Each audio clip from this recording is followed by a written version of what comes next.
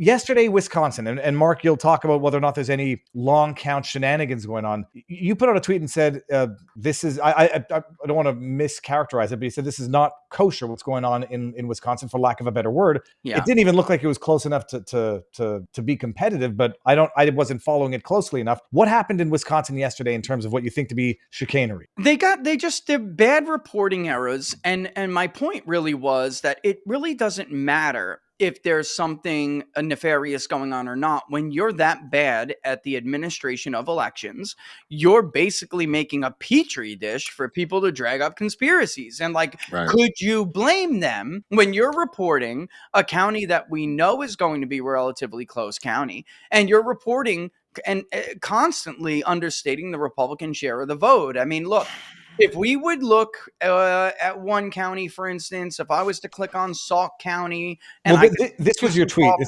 It says, yeah. Oh, how do we see this when we're three people? I mean, you should show it so you could show the event. Look at the margin, guys. That's a Racine. That's a battleground county. It typically goes red. He lost it because he's a loser. But anyway, I mean, that's how can you lose by that much, Rich? Exactly. I mean, guys, that is a ludicrous mistake. Wow. It's run through an API, but guess where the API is fed information from? Hold on. You got to back this all up here. What's the mistake for the idiots like myself watching? Okay, so Racine is it is a close county, but it's a tight county. Republican, yes, but it typically does slightly lean Republican.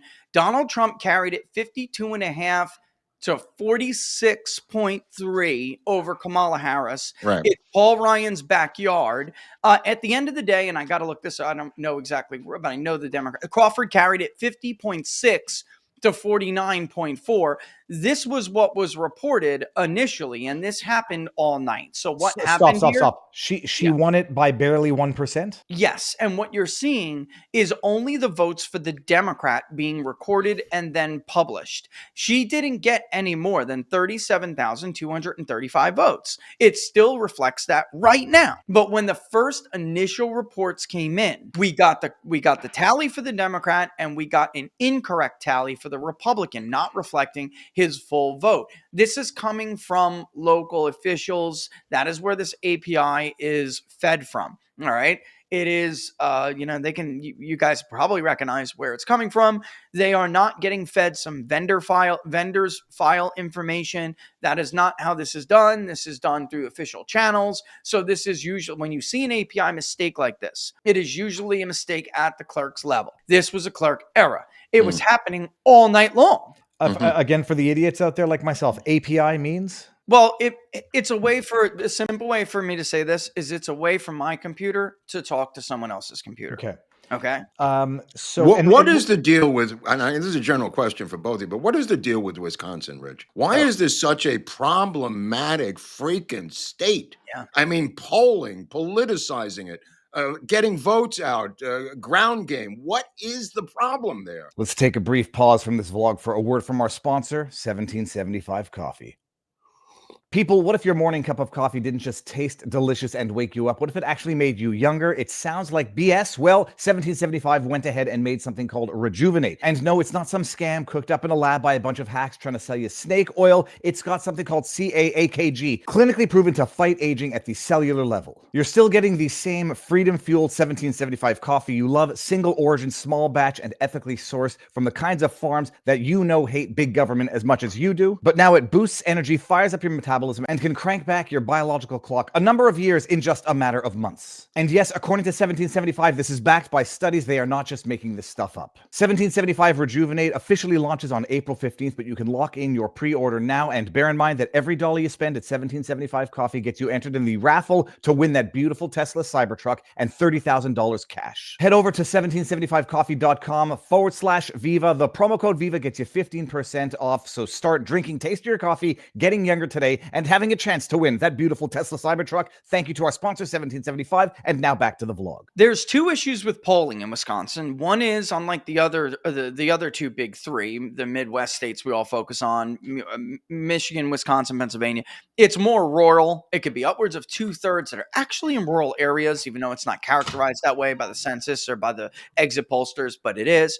It's much more rural than Pennsylvania and Michigan as a vote share, so it's difficult to poll those areas. Also, It has a provision in the law where you can register and get to vote right up until election day, last minute new voters. And Democrats have always been very good at doing that. And pollsters won't catch it unless they're literally talking to people in the final hour until they cast their ballot. And it's just difficult for pollsters to catch stuff like that in real time. But the reason it's tough to win for Republicans, and the reason why this was such an informative election, is that it demographically and historically, it is highlighting more than perhaps most other states, if not any other state, the problem Republicans have with attracting the rest of the Trump coalition. This is the birthplace of the progressive labor movement. Okay. It has got historic ancestral Democratic voting roots for years. Michael Dukakis won this state against George Herbert Walker Bush in 1988 when Bush carried the country with more than 400 electoral votes. All right. He carried Pennsylvania. He carried Michigan. He lost Wisconsin. It bucked the national trend. It stuck with its progressive roots. The last Republican before Donald Trump to carry the state at the presidential level was Ronald Reagan in 1984. It is difficult because it's about populism.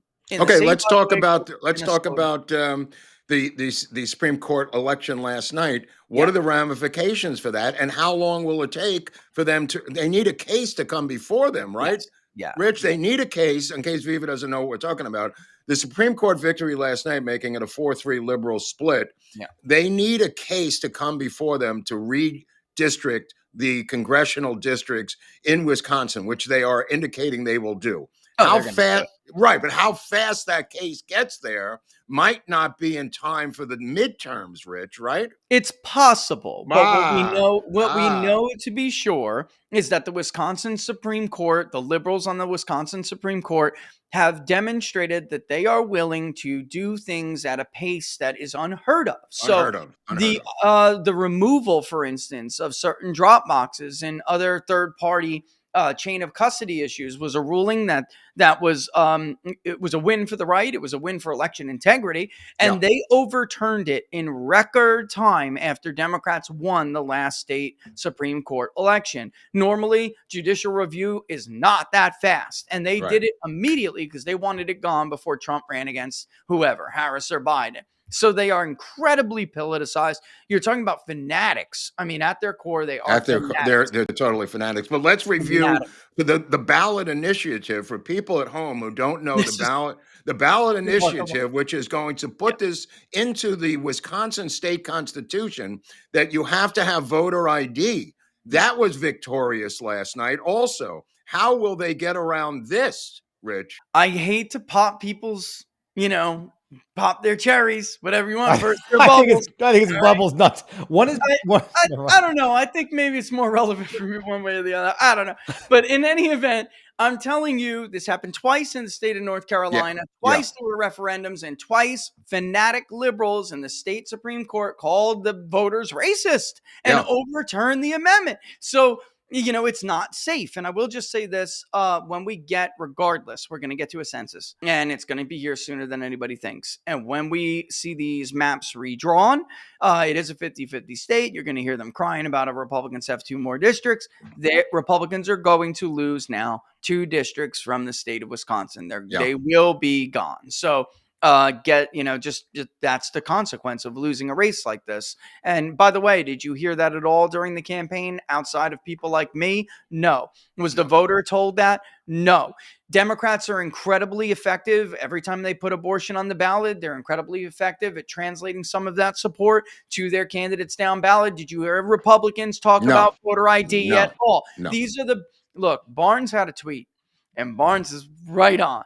This is your typical GOP consulting class married with the legal establishment. They're a bunch of out-of-touch losers, vanilla losers who know nothing about the Trump coalition.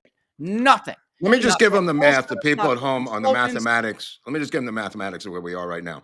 There's still two outstanding special elections coming up. One in Arizona and one in Texas. Both of them Democrats, heavily Democratic districts. Both of them mysteriously died within a few days of each other, Rich.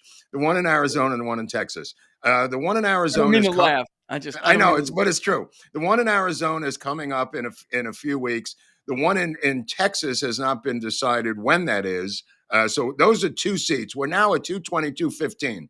If they take them both, it'll be 222-17. Am I correct there? Or Yes. okay, Yes. because we pick up the Gates seat and we 'Cause pick up the it's a seat pickup by from now, Waltz. but it's not a pickup from the, just so people understand if their math's getting a little weird, it's not Yeah. a pickup from the November number. It's a pickup from now because you had Gates nominated at first, then withdrawn, and that number is now baked into the cake. So Right. So it's so this 219, 215. And yeah. then if they pick up these 2 Democratic seats Yes. of the dead people, right, that tighten it up to 219, 217. Is that what I'm getting here, or is my math wrong? No, let me look real quick because I Yeah, think the yeah. math And It, while you get- do it- that, Rich, Yeah. I'll ask you a question, and maybe Mark can answer it as well. Again, Here's for my the little it's seat. currently 222-13. So 222-13 Republican. Yeah. yes. Okay.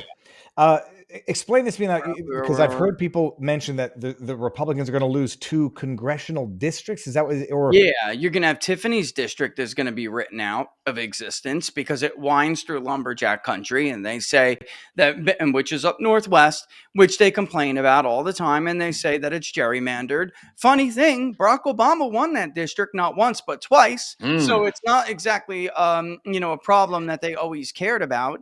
They care about that district now, and it has changed in the last redistricting.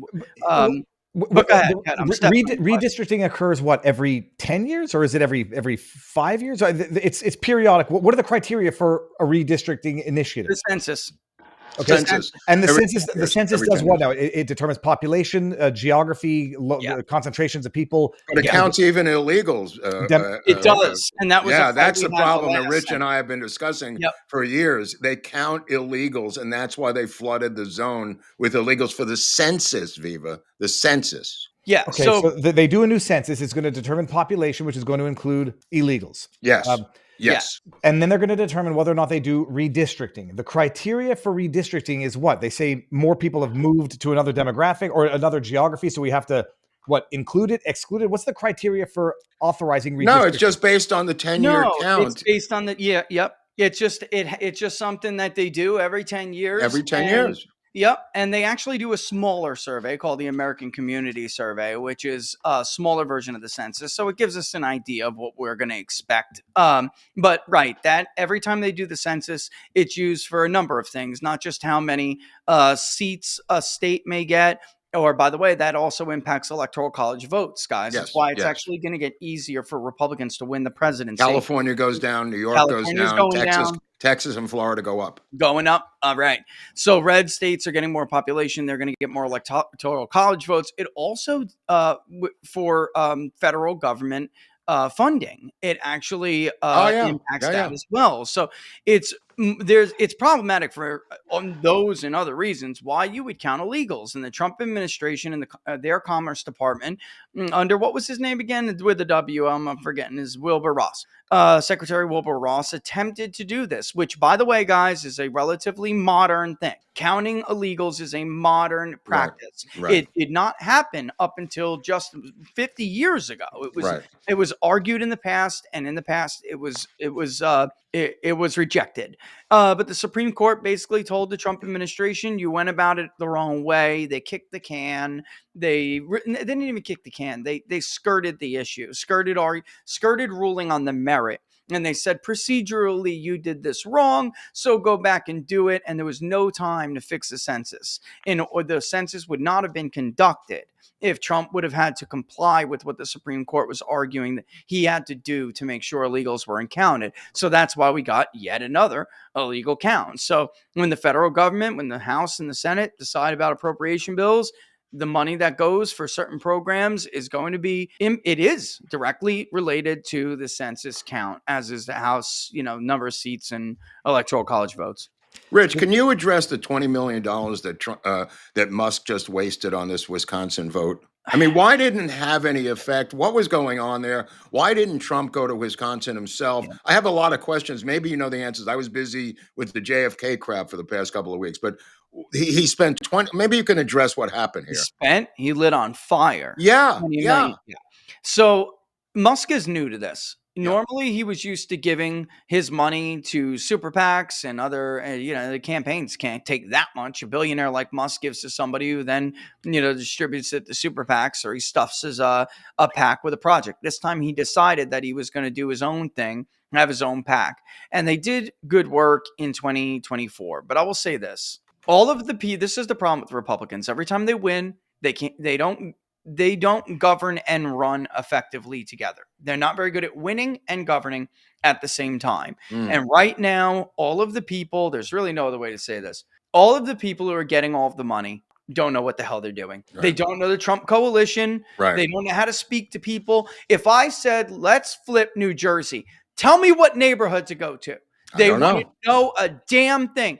Look at what happened in California. Look at your state. They get a new chair. They love her. What is the first thing Corinne does? She goes and hires Ron Nering to raise money for the party. Go look at Ron's Twitter feed, everyone, and tell me that Ron is MAGA. Tell me Ron He's understands not MAGA by a long shot. Hispanic voter in the Central Valley, in Madera and Merced and Stanislaus, where, by the way, former Congressman Mike Garcia used to be somewhat located in until he was defeated. He called me a jackass for arguing these things. Mike Garcia was on retirement, Congressman. Mike Garcia was on the JFK panel yesterday, asking insane questions. What else is he going to do? I have no idea.